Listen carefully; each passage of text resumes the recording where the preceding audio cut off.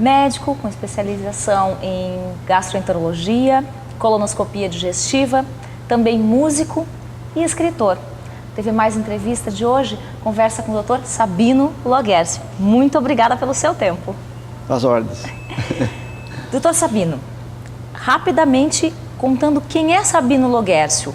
Eu sei que é músico, tocou com um conjunto Renato que foi... Conjunto. Oi? Renato e seu conjunto. Renato e seu conjunto, né? E Que tocava começou... em muitos bailes? Sim, na época da reitoria a gente fazia, acho que uns 8 bailes por mês. Bastante. Para quem estava estudando, para quem estava já nessa área, era bastante. Eu entrei para a faculdade e entrei para o conjunto.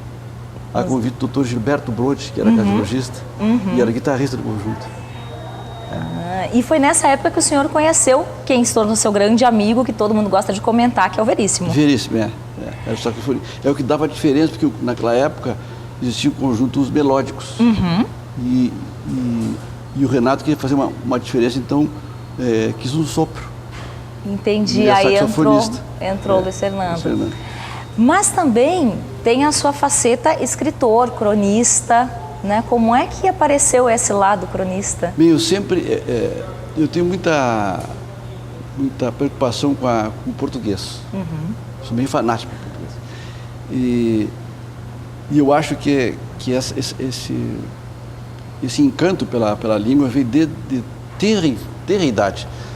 Quando eu estava, o que antigamente chamava de ginásio, que tinha um padre, eu sou bagense, tinha um padre lá que ensinava muito bem português, e eu comecei a gostar, né? E gostava de escrever. Aliás, eu tinha um estilo meio gongórico.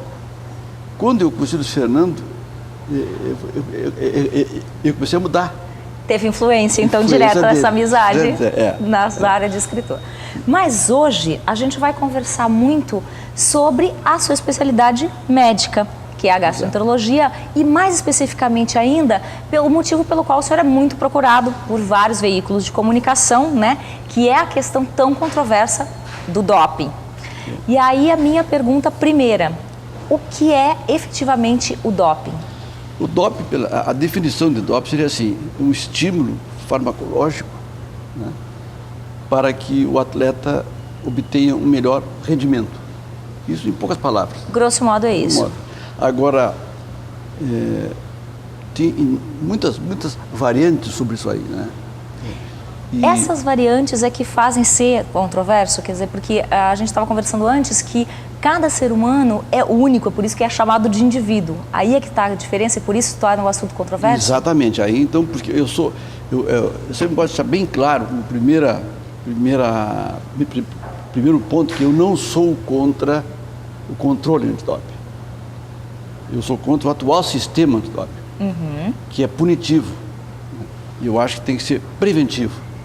Porque o médico não pode, sob hipótese nenhuma, invadir o organismo do indivíduo, né, e arrancar do seu âmago, né, uma notícia infamante. Ele tem todo o direito e o dever até de penetrar no organismo para obter dados para tratar o paciente, jamais punir o paciente.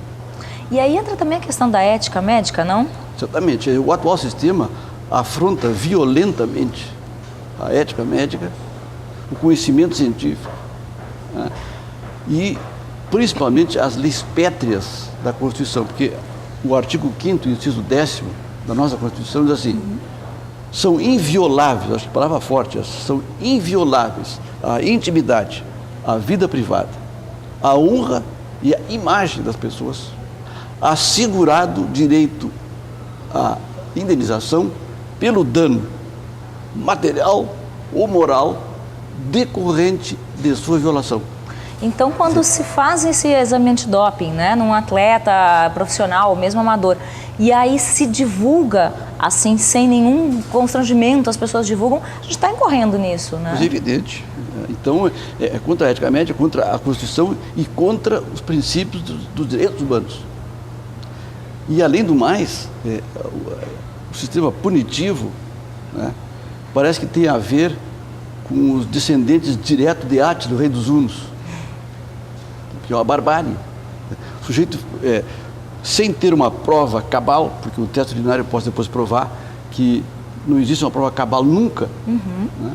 O sujeito é privado por 2 anos de exercer aquele que é o mais elementar, o mais clássico, o mais consensual, o mais consagrado de todos os direitos, que é o direito de viver do trabalho. De viver do trabalho.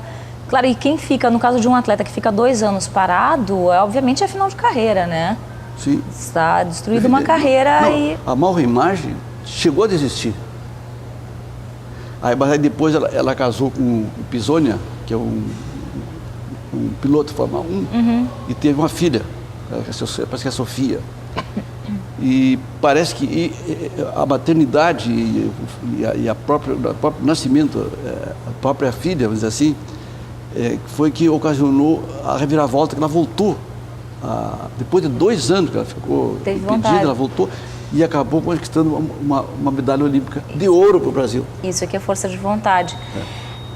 Doutor Sabino, por que, de modo geral, se tem a impressão de que a gastroenterologia é a área médica diretamente ligada? Porque ela não é a única que é ligada à questão do doping. Em geral, as pessoas têm a ideia de que o médico que deveria tratar do doping é o médico da medicina esportiva. É evidente que também tem a ver.